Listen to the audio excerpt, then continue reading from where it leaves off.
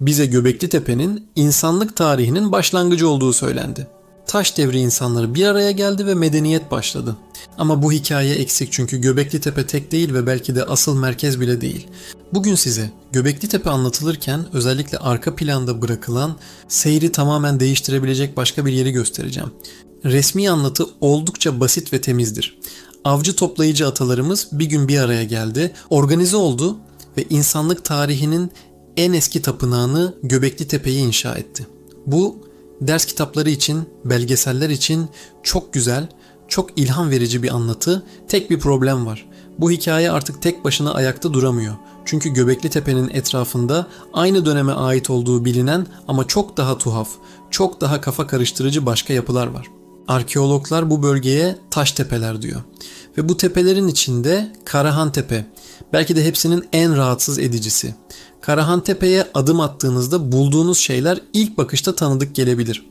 Göbekli Tepe'deki gibi devasa T şeklinde dikili taşlar var. Ama düzen farklı. Buradaki atmosfer çok başka ve en önemlisi burada insan figürleri var. Ama bu figürler bildiğimiz türden heykeller değil.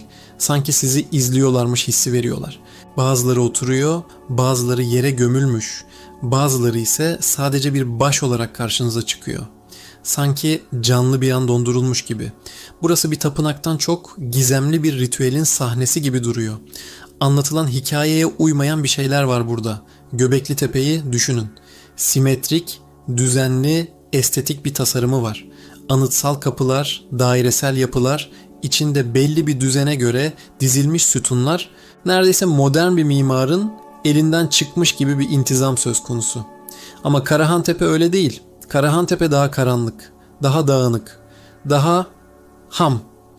Sanki Göbekli Tepe cilalanmış, halka sunulmuş bir vitrin gibiyken, Karahan Tepe perde arkasında tutulan, asıl işlerin döndüğü gizli bir alan gibi.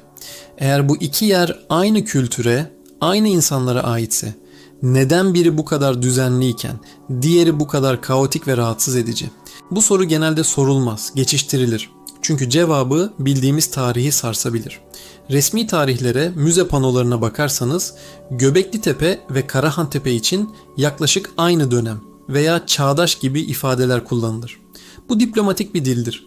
Ancak arkeolojide asıl gerçekler kelimelerde değil, toprağın katmanlarında gizlidir. Ve kazı katmanları bize başka bir şey söyler. Karahan Tepe'de bulunan bazı yapıların Göbekli Tepe'deki en eski yapılardan bile daha erken olabileceğine dair güçlü ipuçları var. Bu bilimsel makalelerde açıkça Karahan Tepe daha eskidir diye yazılmaz. Çünkü bu çok büyük bir iddia olur ve kanıtlanması zaman alır. Ama bu ihtimal tamamen de inkar edilmez. O kapı aralık bırakılır. Çünkü eğer bir gün Karahan Tepe'nin daha eski olduğu kesin olarak kabul edilirse, o zaman insanlık tarihinin başlangıcı hakkında bildiğimiz her şeyi baştan yazmamız gerekir. O güzel, ilham verici seyir tamamen değişir. Peki bir anlığına düşünelim. Ya Göbekli Tepe o büyük başlangıç değilse, ya sadece sonradan belki de halka açılmak için düzenlenmiş bir merkezse, bir tür showroom gibi.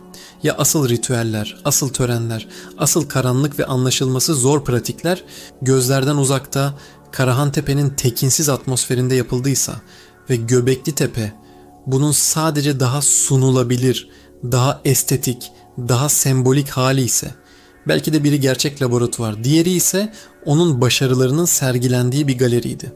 Bu ihtimal tüm denklemi alt üst ediyor. İki yapı arasındaki en temel farklardan biri de odak noktası. Göbekli Tepe'de semboller ön plandadır. Sütunların üzerine oyulmuş hayvanlar, soyut işaretler, bir tür sembolik alfabe, orada insan figürü neredeyse hiç yoktur. Varsa bile çok şematiktir. Ama Karahan Tepe'de durum tam tersi. Burada odak tamamen insan. İnsan başları, fallus taşıyan insan bedenleri, yere gömülmüş gizemli figürler. Sanki anlatılan hikaye, hayvanlar alemi veya kozmosla ilgili değil, doğrudan insanın kendisiyle, onun doğumuyla, ölümüyle, dönüşümüyle ilgili. Bu bir tapınma değilse ne? Bir anma ritüeli mi? Bir eğitim alanı mı? Belki de yeni nesil avcıların veya şamanların eğitildiği bir tür okuldu ya da daha karanlık bir ihtimal. Belki de bir tür sosyal kontrol mekanizmasıydı. İnsanları bir arada tutan korku veya saygıya dayalı bir sistemin merkeziydi. Günümüzde insanlar merkez kelimesini duyduğumuzda aklımıza en büyük, en gösterişli, en merkezi konumdaki yapı gelir. Bir şehrin meydanı, bir ülkenin başkenti gibi. Ama eski toplumlarda, özellikle de ezoterik bilgiye dayalı toplumlarda asıl merkez her zaman en çok gösterilen yer değildir. Bazen asıl güç en gizli olanda saklıdır. Asıl merkez herkesin bildiği değil, sadece seçilmiş olanların girebildiği yerdir. Bu açıdan bakıldığında Karahantepe hakkında bu kadar az konuşulması, Göbekli Tepe'nin sürekli ön plana çıkarılması belki de bir tesadüf değildir.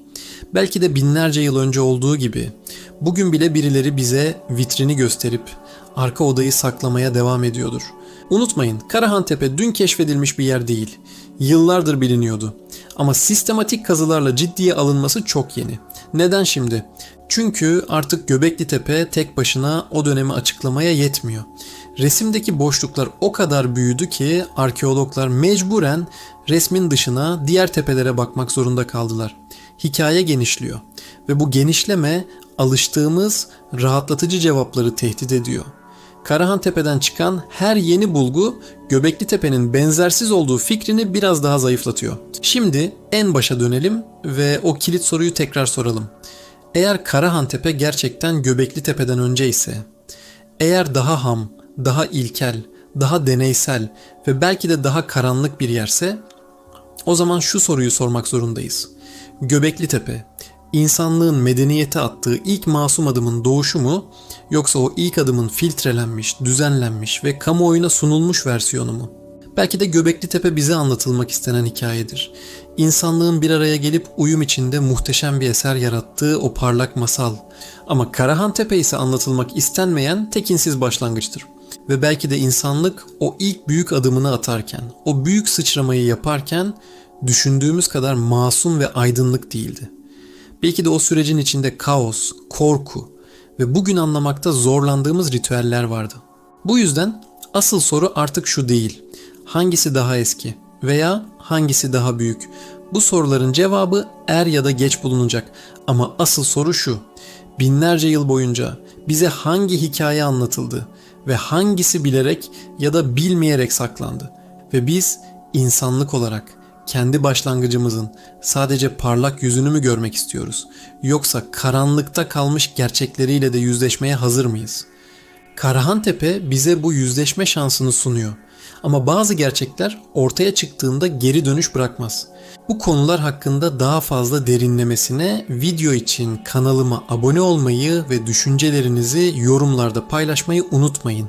İzlediğiniz için teşekkürler.